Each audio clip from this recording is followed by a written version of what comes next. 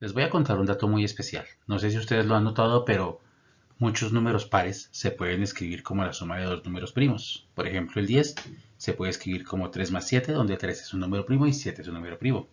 O el 80, que se puede escribir como 73 más 7. O el 540, que se puede escribir como 359 más 781. O el 96, que se puede escribir como 43 más 53. Pues bien, este señor, Christian Goldbach, que vivió hace más o menos 300 años, era un matemático que tenía entre sus amistades al gran matemático Leonhard Euler, con quien intercambiaba correspondencia. Y él también se dio cuenta que los números pares se podían escribir como la suma de los números primos, intercambiando correspondencia con Euler en el año 1742, es decir, alrededor de hace unos 280 años, envió una carta en la que colocó un mensaje que decía simplemente, entre otras cosas, que todo número par se puede representar como la suma de dos números primos. A partir de ese momento, se trató de probar que efectivamente todo número par se puede escribir como la suma de dos primos y se trataron de validar los datos.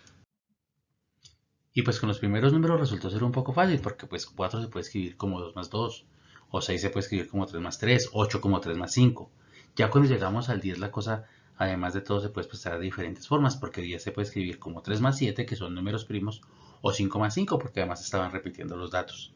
Sin embargo, ya cuando llegamos al número 22, vemos que se puede escribir de tres formas diferentes, porque se puede escribir como 11 más 11, o 5 más 17, o 19 más 3. Este gráfico que se ha diseñado y que ustedes ya pueden encontrar por internet nos da un panorama general de cómo se puede hacer un cálculo de la suma de los números primos.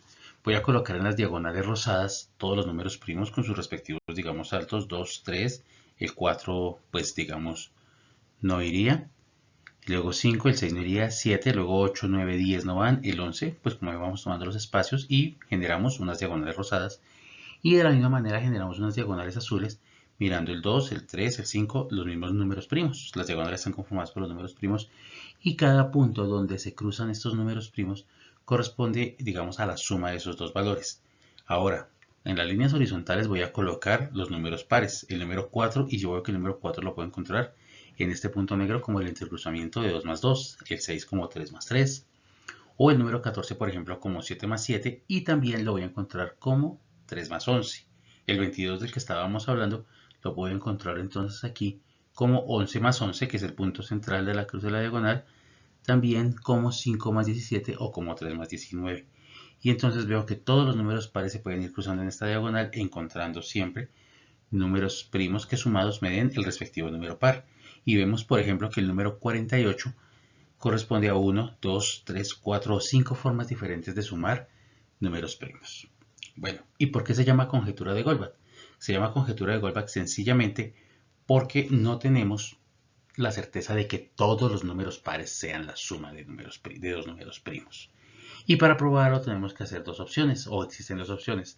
La primera, probar que se cumple para todos los números pares, arrancando desde el 4. El 2 no es un número que pueda hacer eso porque el 2 pues, ya es un número primo de por sí solo.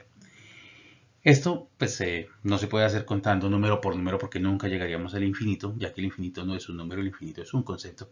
Sin embargo, pues digamos que si podemos probar que se prueba para un número y para el siguiente también, entonces podríamos variarlo para todos.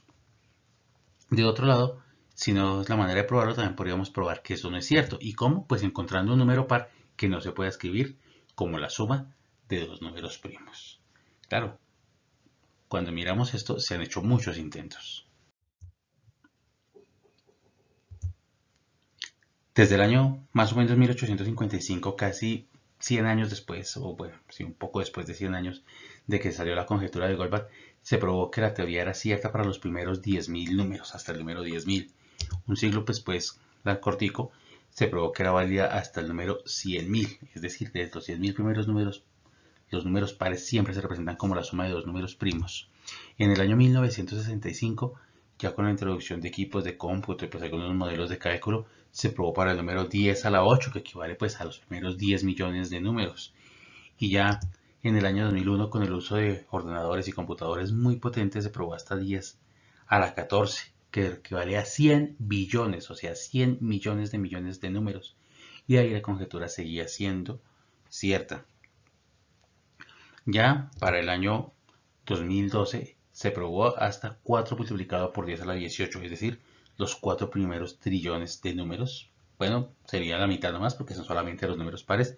Se pueden expresar como la suma de dos números primos. Y pues la conjetura de Goldbach ha tenido tal importancia que ha trascendido el plano de la matemática y ha entrado a algunas artes. Así, por ejemplo, en el año 2000 se publicó la novela El tío Petros y la conjetura de Goldbach, donde principalmente, digamos que el ciclo principal o toda la trama de esta novela se centraba precisamente en el tío Petros, un matemático que trataba de, pues, definitivamente demostrar o, digamos, refutar la teoría, la conjetura de Goldbach. Se ofreció, pues digamos, en medio de todo el tema, un premio de $1 millón a la persona que lograra resolver la conjetura de Goldbach, y fue una manera de darle publicidad a la novela. Hasta el momento el premio sigue ahí, nadie lo ha reclamado. Por si ustedes quieren intentarlo, pues está la conjetura de Goldbach, que es bastante pues onerosa y cualquiera la podría, digamos, encontrar en algún momento. De la misma manera se produjo, por ejemplo, una película que les voy a recomendar, La habitación de Fermat, que también la trama principal gira alrededor de la resolución de la conjetura de Goldbach. Y pues bastante interesante, como les digo, una de mis películas favoritas, la he apreciado mucho.